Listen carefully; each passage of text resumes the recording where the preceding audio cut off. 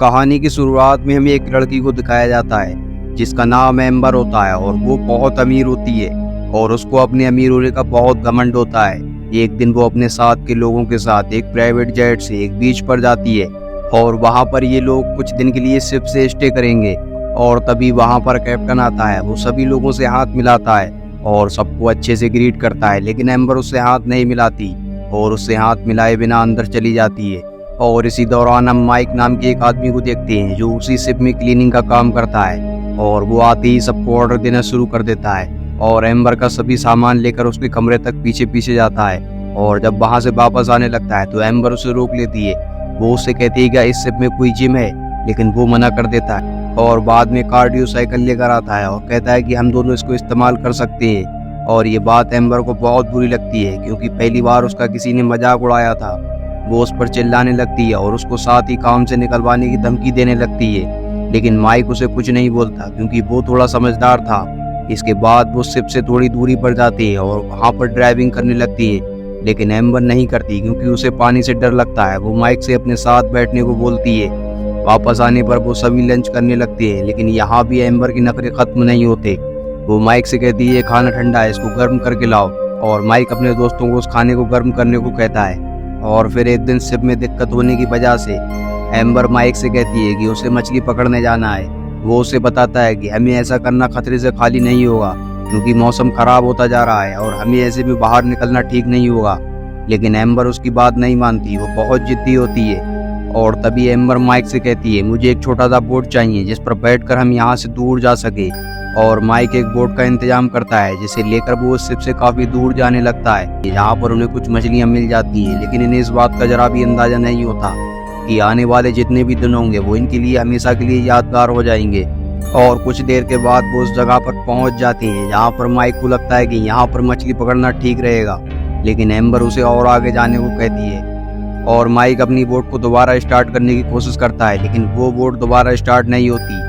और काफी कोशिश करने के बाद माइक को पता चलता है कि उसकी बोट का सारा पेट्रोल खत्म हो चुका है। और जब ये बात एम्बर को पता चलती है तो वो उस पर चिल्लाने लगती है, लेकिन माइक कहता है इसमें मेरी कोई गलती नहीं, ये सब तुम्हारी गलती है। मैंने तुमसे पहले ही कहा था कि यहाँ से वापस लौट चलो, लेकिन तुमने मेरी बात को नहीं माना और अब तुम इसको भुगतो। लेकिन एम्बर शांत नहीं होती और माइक साइड में जाकर बैठ जाता है। कुछ देर के बाद एम्बर शांत होती है तो उसे माइक बताता है कि हमारे पास कोई दूसरा रास्ता नहीं है सिवाय शिप के, हमें शिप का इंतजार करना होगा। और माइक एम्बर से कहता है कि इस बोट पर कोई पैडल भी नहीं जिससे हम थोड़ी दूर तक वापस जा सके। अगले दिन हम देखते हैं वो दोनों उसी समुद्र के बीच में उसी छोटी सी बोट पर बैठे हुए होते हैं। और अब इनको इस समुद्र में पूरे 6 दिन हो चुके हैं, पर इनकी मदद करने के लिए कोई भी नहीं आया होता और इन्होंने कई दिनों से कुछ खाया भी नहीं होता। और जो भी सामान एम्बर के पास होता है खाने का वो तो कब का खत्म हो चुका है। लेकिन जैसे जैसे दिन बीतते जा रहे थे और इन लोगों की दिक्कतें बढ़ती जा रही थी, इसी वजह से एक दिन एम्बर को बहुत गुस्सा आता है। वो माइक पर चिल्लाने लगती है। इसी बीच एम्बर को एक बंदूक मिलती है और उसे लगता है वो किसी तरह की फ्लेयर है, इसलिए वो उसे चलाने लगती है। और माइक उसे बताता है कि तुम जो समझ रही हो ये वो नहीं है, तुम मुझे वापस कर दो, लेकिन वो उसकी बात को नहीं मानती। इसी बीच एम्बर के हाथ से गोली चलती है जो सीधा उनके बोट पर लगती है और उनकी बोट की धीरे धीरे हवा निकलने लगती है, जिसकी वजह से उनकी बोट का एक हिस्सा पानी में डूब जाता है। और मुसीबतों के चलते उसी रात में जोरदार बारिश होती है और बारिश की वजह से तूफान भी आ जाता है। वो दोनों उस बोट को पकड़ लेते हैं और उस तूफान से बच जाते हैं। अगली सुबह उनकी किस्मत चमक चुकी थी क्योंकि सामने उन्हें एक बहुत बड़ा आइलैंड दिखता है। वो दोनों अपनी बोट पर हाथ पैर मारते हुए उस आइलैंड तक पहुंच जाते हैं। और वहां पर जाने के बाद माइक एम्बर से कहता है कि तुम्हारा एडवेंचर खत्म हुआ। और एम्बर माइक से कहती है तुम्हारा एडवेंचर शुरू हुआ, क्योंकि जब तुम्हें मेरा लॉयर जेल भेजेगा। लेकिन माइक जानता है कि इस आइलैंड से निकलना इतना आसान नहीं है। पहले तो उन्हें लगता है कि इस आइलैंड पर कोई होगा और थोड़ी छानबीन करने के बाद उन्हें पता चलता है कि इस आइलैंड पर कोई नहीं है। वो बुरी तरह उस आइलैंड पर फंस जाते हैं और माइक एम्बर का ऐसा बर्ताव देखकर उसे वहीं पर छोड़कर जाने लगता है और कहता है कि आज से हमारे और तुम्हारे रास्ते अलग होंगे। हम अपने अपने रास्ते निकल जाते हैं और माइक उस आइलैंड पर हेल्पफुल चीजें ढूंढने लगता है जिससे उसके थोड़े दिन इस आइलैंड पर गुजर जाएं। लेकिन शुरुआत में उसे कुछ नहीं मिलता और कुछ देर के बाद उसे एक झोपड़ी मिल जाती है और कुछ बोतल्स भी जो किसी इंसान की थी। शायद उससे पहले वो यहाँ पर फंस गया होगा और अब उसके रहने का इंतजाम तो हो जाता है, लेकिन खाने पीने का इंतजाम उसे करना पड़ेगा। और अब उसको खाने का इंतजाम करने के लिए थोड़ी मेहनत तो करनी पड़ेगी इसलिए वो सबसे पहले एक नुकीला हथियार बनाता है जिससे वो मछली पकड़ सके, और वो बड़ी ही चालाकी से मछली को पकड़ लेता है और अपनी झोपड़ी के पास आकर आग जलाता है और आराम से उस मछली को खाने लगता है। वहीं दूसरी तरफ हमें एम्बर को दिखाया जाता है जिसने पूरे आइलैंड के चक्कर लगा लिए होते हैं, लेकिन उसे खाने का कुछ भी सामान नहीं मिलता। असल में एम्बर ने अपनी पूरी जिंदगी एक ऐसी रूम में बिताई थी और उसे अपनी एक आवाज पर हर चीज मिल जाती थी,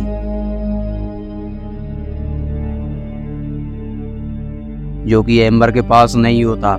और एम्बर पूरे आइलैंड के चक्कर लगाकर थक जाती है और थक कर बैठ जाती है, और तभी उसकी नज़र माइक पर पड़ती है। वो माइक को देखती है कि माइक आराम से मछली खा रहा होता है, और ये सब देखकर एम्बर को बहुत बुरा लगता है क्योंकि उसको भूख लगी होती है।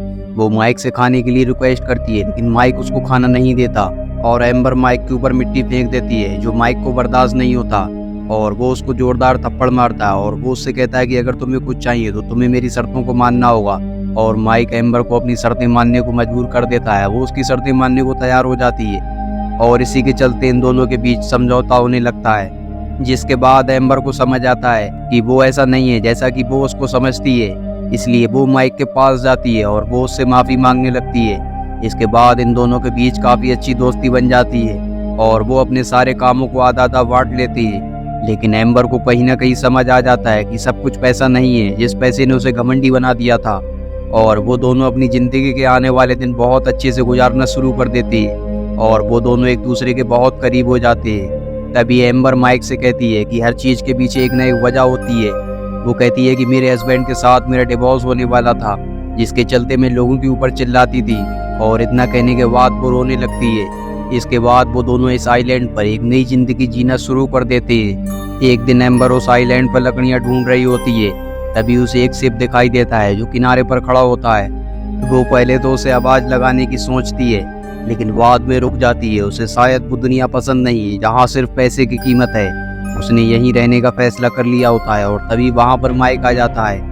वो उस शिप को आवाज लगाने लगता है, लेकिन एम्बर उसको ऐसा करने से मना करती है। वो कहती है कि अगर हम दोनों उस दुनिया में चले गए तो हम दोनों एक दूसरे के साथ नहीं रह पाएंगे, लेकिन माइक उसकी बात नहीं मानता। वो दोनों उस बोट पर बैठ जाते हैं, और जब ये बात एम्बर के हस्बैंड विकी को पता चलती है, वो तुरंत उस बोट पर पहुंच जाता है, और जब वो माइक को जिंदा देखता है तो वो उसका शुक्रिया अदा करता है क्योंकि उसकी वाइफ की उसने जान बचाई थी, और वो दोनों वहां से चले जाते हैं। इसके बाद माइक को एहसास होता है कि उसने बहुत बड़ी गलती कर दी, और माइक अपने घर चला जाता है। और तभी उसके पास एक आदमी आता है जिसके हाथ में पैसों से भरा एक बहुत बड़ा बैग होता है। वो एक तरीके का इनाम होता है क्योंकि उसने उसकी वाइफ की जान बचाई थी, इसलिए वो उसको बहुत सारे पैसे देता है। फिर माइक एम्बर के पास कॉल करता है। एम्बर उससे कहती है कि तुम्हारा जो भी प्लान होगा मैं उसको मानने के लिए तैयार हूँ, तुम बस मेरे होटल के रिसेप्शन में मेरे लिए एक लेटर छोड़ दो। लेकिन वो लेटर उसके हस्बैंड विक्की को मिल जाता है, और वो लेटर पढ़ लेता है और वो सब कुछ समझ जाता है, जिसके बदले में उसने माइक को लिखा था कि आइलैंड पर जो भी हुआ वो सिर्फ एक तरह का टाइम पास था। और अब एम्बर को लगता है कि माइक ने उसे धोखा दिया, और माइक को लगता है कि एम्बर ने उसको धोखा दिया, और एम्बर अपने हस्बैंड के साथ हेलीकॉप्टर में बैठकर न्यूयॉर्क चली जाती है, और ये कहानी यहीं पर खत्म होती है।